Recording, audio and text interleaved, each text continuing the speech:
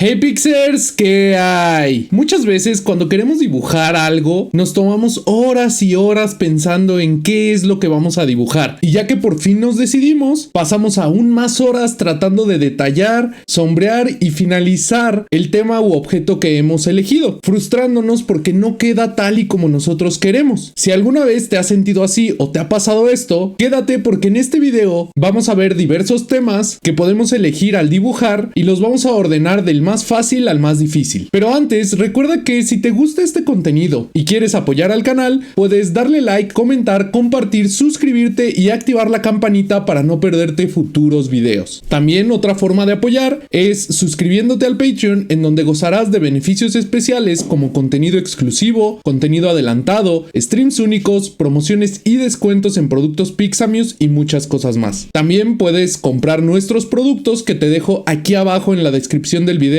junto con el Patreon. Por otro lado, si creas algo genial con lo aprendido en este canal, puedes compartirlo en tus redes sociales y etiquetarme como Pixamius. Me encuentras en Facebook, Twitter, Instagram y hasta en TikTok. Y ya por último, si deseas formar parte de esta comunidad creativa y muy inspiradora, puedes unirte al Discord que te dejo también aquí abajo en la descripción del video. Ahí compartimos tips, trucos, tutoriales, inspiraciones y muchas cosas más. Y ya antes de ir al video, recuerda que aquí en la descripción también te dejo una plantilla que puedes utilizar para progresar en tus técnicas de dibujo. Pero bueno, sin más, vamos al video. Al momento de aprender a dibujar, debemos hacerlo de manera muy paulatina, paso a paso, como dicen en inglés, baby steps. Hay que primero aprender a gatear para después aprender a caminar y terminar corriendo, saltando y haciendo hasta acrobacias. Entonces, hay ciertas cosas que debemos de evitar un poco al momento de comenzar a dibujar. Y me gustaría tocar esos temas, inclusive antes de decirles qué dibujar, porque desgraciadamente son prácticas muy comunes que vemos en principiantes y que la verdad entorpecen mucho el proceso de aprendizaje. El primer tema que quiero tratar es el de los speed paintings. Ya saben, esas pinturas completas, aceleradas en el tiempo, que suben los profesionales mostrando su trabajo, etc. Y eso entorpece al inicio, ya que estamos más concentrados en compartir lo que queremos hacer que en aprender a hacer lo que queremos hacer o a dibujar lo que queremos hacer. Esos speed paintings que suben los pros, por lo regular les toma mucho tiempo. Y no hablo del proceso de la elaboración de esa pieza en específico, sino aprender a hacer eso en el tiempo en el que lo hacen toma muchísimo tiempo. Cada una de las pinceladas que hacen esos artistas al momento de hacer un speed painting tiene atrás años y años de aprendizaje. Entonces, si nosotros cuando iniciamos intentamos hacer esa clase de productos o esa clase de posts en redes sociales, más que estar aprendiendo, vamos a estar perjudicando nuestro proceso de aprendizaje y nos va a llevar tal vez sí a progresar, pero de manera muy lenta, y muchas veces la frustración va a ser un peligro constante al acecho, ya que no vamos a poder crear lo que queremos crear. Otro tema que debemos de evitar al momento de estar iniciando es el de photobashing, esa técnica en la que utilizamos varias fotografías mezclando texturas y elementos de distintas imágenes para crear una pieza terminada, que si lo haces bien es una técnica muy impactante y que sirve muchísimo y se utiliza mucho en la industria del entretenimiento y del concept art, pero si no sabemos utilizarla, más bien va a quedar como un collage mal hecho, con cero aprendizaje y que no nos va a servir para nada. Repito, los artistas que utilizan estas técnicas tienen años y años de aprendizaje y saben cómo solucionar los problemas que se pueden encontrar al momento de utilizar estas técnicas, ya que conocen las bases y los fundamentos necesarios para utilizarlas correctamente. Y hablando de fundamentos, otro problema que muchos principiantes suelen encontrarse es precisamente eso, saltarse los fundamentos. Un artista, cualquier artista, ya sea dibujante, pintor, animador, modelador 3D, etc., debe de tener fundamentos que son muy comunes en todas esas áreas. Conocer de anatomía, de construcción de forma, de lenguajes de formas, iluminación, etc., que muchas veces como principiantes nos da flojera o se nos hacen temas poco interesantes, pero que detrás sostienen toda disciplina artística, o bueno, toda disciplina visual o artística, y al ignorarlos vamos a estar prácticamente sepultando nuestra carrera. Entonces, antes que cualquier otra cosa, hay que estudiar acerca de los fundamentos. Otro abismo en el que solemos caer como principiantes es acelerarnos demasiado e intentar hacer nuestras propias propiedades intelectuales, ya saben, nuestras propias historias, nuestros propios universos, etcétera, sin haber tenido primero los fundamentos. Muchas veces solemos crear personajes crear criaturas y crear universos completos, pintando y haciendo sketches alrededor de esos universos sin concentrarnos primero en aprender los fundamentos. Esto no solamente va a dañar tu aprendizaje y tu proceso de crecimiento, sino que también puede dañar tu misma propiedad intelectual, ya que si comienzas a compartir ilustraciones mal fundamentadas, sketches mal diseñados o criaturas con muy poco conocimiento anatómico, la gente que lo llegue a ver no va a sentir esa atracción por tu propiedad intelectual. Entonces, antes de ponerte a trabajar en propiedades intelectuales o en universos muy complejos, trata de fortalecer tus fundamentos para que después puedas representarlos como se merecen. También otro error es elegir temas muy épicos, es decir, muy complejos o muy difíciles. Hay que iniciar haciendo cosas fáciles, objetos de la vida cotidiana que sean fáciles de construir, fáciles de aprender e ir escalando poco a poco hasta construir universos, escenarios, personajes o criaturas mucho más complejas. Y ya por último,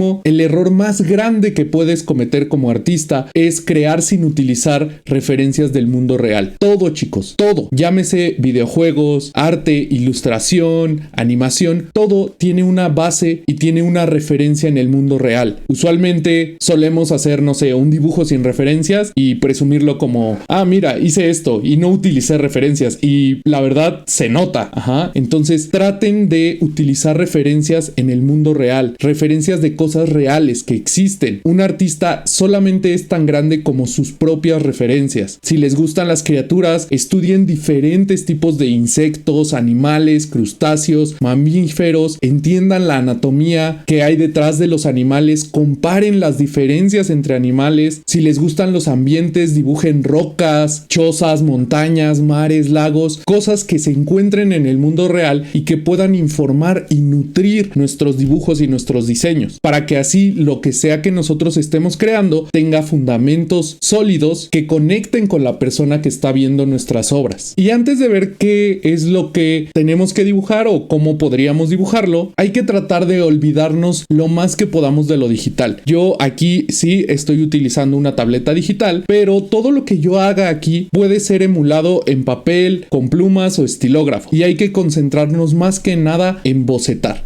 No te dejes llevar por la herramienta. Si tú ya tienes una tableta digital y ya manejas algún programa de pintura como Krita o como Photoshop, no te dejes llevar y por lo menos en tus primeros dibujos acaba 2 o 3 cuadernos de bocetos para solidificar tus fundamentos, y ya después puedes empezar a agarrar un poco a poco la tableta. Yo inclusive antes de comprarme mi primer tableta ya llevaba unos años bocetando con lápiz, pluma y papel, y todas las herramientas que utilizo siempre las ocupo teniendo detrás de mi cabeza esos fundamentos tradicionales. El pincel que utilizo aquí en Krita es un pincel que asemeja a un estilógrafo, que es lo que utilizaría si estuviera dibujando en el mundo real, y los pinceles que utilizo para pintar o para sombrear son pinceles que asemejan a técnicas que yo ocupo en el mundo real, y de esta manera la herramienta, por digital que sea, no se interpone entre las ideas que tengo y cómo quiero representarlas. Pero bueno, ahora sí, vamos a ver qué dibujar, y para esto vamos a ir de lo más fácil a lo más difícil. ¿Qué es lo que va a ser lo más fácil? Lo que nos permita mayor margen de error, lo que nos dé más chance de equivocarnos, que nos dé la oportunidad de cometer errores sin que sean tan evidentes. Y podemos ir por niveles, como si fuera un videojuego. En el primer nivel, en el más fácil, vamos a tener, por ejemplo, formaciones rocosas, esqueletos de animales o huesos de animales, muchas especies de insectos o, por ejemplo, raíces de árboles. Fíjense, y todos estos temas tienen en común que son cosas que no vemos diariamente, no vemos en nuestro día a día, y más si somos personas que vivimos en la ciudad. Estas son formas que nos permiten un gran margen de error. Rara vez estamos acostumbrados a ver las rocas en las montañas o las montañas rocosas. Rara vez estamos acostumbrados a ver insectos, e inclusive hay veces que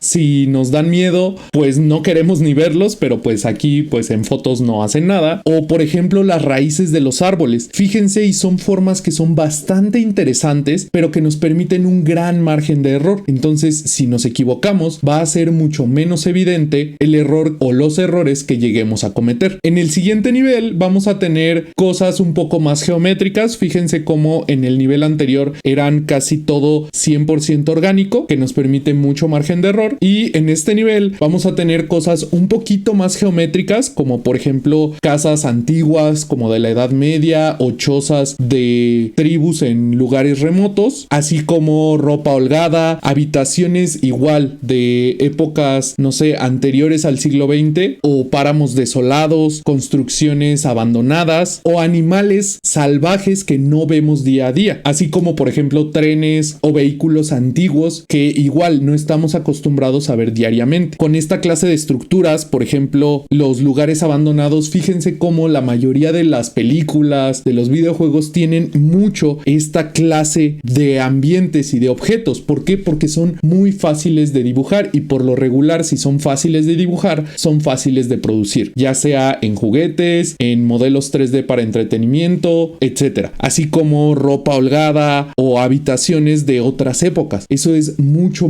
más fácil de dibujar y por lo tanto va a ser algo mucho más fácil de producir. Y ya aumentando el nivel de dificultad, vamos a tener, por ejemplo, interiores arquitectónicos modernos, interiores arquitectónicos precisos, que ahora sí, como son cosas que vemos diariamente, van a delatar mucho más fácil los errores que lleguemos a cometer. También, por ejemplo, animales domésticos como perros o gatos que pues vemos día a día. Tal vez si nosotros no tenemos perros o gatos, por lo menos conocemos a un vecino o a un amigo o a un familiar que tiene un perro y un gato o alguna mascota muy común. Esa clase de animales, al estar nosotros ya más acostumbrados a verlos, vamos a ser capaces de notar más comúnmente los errores. Esos dos estarían como en la parte ya amarilla de nuestros niveles y, por ejemplo, celulares o productos creados con precisión, así como arquitectura orgánica que igual está creada con mucha precisión, van a estar en la parte naranja de nuestro nivel. ¿Por qué? Porque al ser objetos creados con mucha precisión, si nosotros nos equivocamos por 1 o 2 milímetros, va a ser bien fácil que nos demos cuenta del error. Así como igual en los animales domésticos, si nosotros dibujamos el ojo de un perro 1 o 2 milímetros fuera de donde debe de estar, el error va a ser muy evidente. Sin embargo, por ejemplo, en un rinoceronte o en un elefante, si el ojo está salido del lugar o el cuerno no está precisamente donde debe de estar, nos vamos a tardar un poco más en darnos cuenta. A menos que seamos unos expertos en rinocerontes o en elefantes, es bien difícil que lleguemos a darnos cuenta. En cambio, con animales domésticos, con objetos del día a día o arquitectura muy precisa que pues se tendría que diseñar, por ejemplo, en un programa de CAD, sí va a ser mucho más evidente el error que lleguemos a cometer. Y ya en el último nivel, en el nivel más difícil, vamos a tener igual objetos como automóviles o naves diseñadas con mucha precisión. Fíjense, y aquí estas curvas son creadas de manera milimétrica con programas especiales que representarlas va a ser mucho más difícil. Al igual que, por ejemplo, la figura humana o la figura humana en movimiento. Nosotros estamos muy acostumbrados a ver humanos. Los vemos desde el momento en el que nos levantamos hasta el momento en el que nos vamos a acostar. En la tele, en el internet, en la calle, con nuestros amigos, con nuestros familiares, vamos a poder notar esa clase de errores. También, por ejemplo, los caballos. Los caballos son un animal que lo hemos visto muchísimo en películas, en videojuegos, que muy probablemente hayamos tenido contacto con alguna clase de caballo en algún momento de nuestras vidas y que son muy comunes. Aparte de que su construcción muscular, etcétera, es muy compleja. Y pues la figura humana en movimiento sobre un caballo va a ser de las cosas más complejas que nosotros nos vamos a poder encontrar al momento de dibujar. Así como el rostro humano. Nosotros igual estamos muy acostumbrados a ver rostros humanos, a ver a la gente a los ojos. De hecho, inclusive cuando alguien no te ve a los ojos, hasta te sientes incómodo o sientes como una mala vibra con esa persona, y es precisamente por eso, porque estamos acostumbrados a ver al rostro de la persona. Entonces el rostro humano va a ser una de las cosas, si no es que la cosa más compleja que nosotros vamos a poder representar al momento de dibujar. Entonces, con esto ya podemos ver la escala de fácil a difícil de cosas que nosotros podemos dibujar. Entonces, si tú vas empezando, trata de empezar con cosas fáciles, objetos orgánicos, huesos, cierta clase de insectos, y ve progresando poco a poco para así evitar la frustración. Muchas veces cuando nosotros caemos en frustración es precisamente porque no estamos dibujando cosas que estén a nuestro nivel. Entonces no está mal dibujar cosas un poco más sencillas. De hecho, las cosas mucho más sencillas son las que más se utilizan en la industria. Sí, obviamente, si de repente entrenas muchísimo para dibujar un rostro humano, va a llegar un momento en el cual te llegue a salir y te llegue a salir bien, pero el dedicarle tanto tiempo a eso sin progresar en otras áreas va a limitar muchísimo el rango de objetos que puedes dibujar. En cambio, si vas de fácil a difícil, vas a ir creando y construyendo tu biblioteca visual, tanto para representar cosas que existen como para diseñar cosas nuevas, al mezclar toda esa biblioteca visual o todos esos recursos de biblioteca visual que tienes en la cabeza. Los más pros precisamente lo que tienen es eso, una gran cantidad de objetos almacenados en su cabeza porque ya los han dibujado, ya los han representado en alguna vez y los han estudiado. Entonces es lógico que puedan armar cosas de su cabeza sin utilizar casi referencias, pero es que las referencias que tienen ya las tienen almacenadas en su cabeza porque han estudiado esos objetos, los han aprendido y los han representado más de una vez. En futuros videos vamos a ver precisamente cómo dibujar y cómo empezar a analizar diferentes objetos, animales, cosas, para precisamente construir de mejor manera nuestra biblioteca visual. Entonces, para el demo de hoy vamos a utilizar formaciones de raíces de árboles. Y antes de empezar a dibujar, queremos entrar en el mindset, en el estado mental del dibujo, y es encontrar esta clase de formas interesantes. Fíjense qué padres están estas ondulaciones de las raíces de los árboles. Por ejemplo, con insectos, hay insectos muy interesantes que, aparte de cuando nosotros comencemos a dibujar, nos van a dar mucho conocimiento acerca de la naturaleza, de cosas que desconocemos, y hay que tener precisamente esa curiosidad, esa emoción, ese interés por esta clase de formas. Ahora, ya que entramos en el mindset, hay que ubicar primero que nada la línea de horizonte. ¿Qué es lo que está debajo de nosotros o debajo de el que tomó la fotografía y qué es lo que está arriba? Y ahí poner nuestra línea de horizonte, marcarla para poder representar después la masa principal, que es esto que estoy marcando en rojo. No hay que irnos directamente a los detalles. Hay que encontrar primero la masa principal y ya poco a poco vamos de lo más general a lo más particular, de lo más grande a lo más pequeño, y así vamos a ir descubriendo esas formas. Hay que bocetar la forma general primero, relajando nuestro brazo y tratando de dibujar con el codo o con el hombro y no con la muñeca. ¿Por qué? Porque si nosotros dibujamos con la muñeca, aparte de que tenemos un rango muy limitado de movimiento como este que estoy haciendo aquí, podemos generarnos problemas en la muñeca como túnel carpiano y esa clase de problemas. En cambio, si nosotros dibujamos desde el codo, podemos crear trazos mucho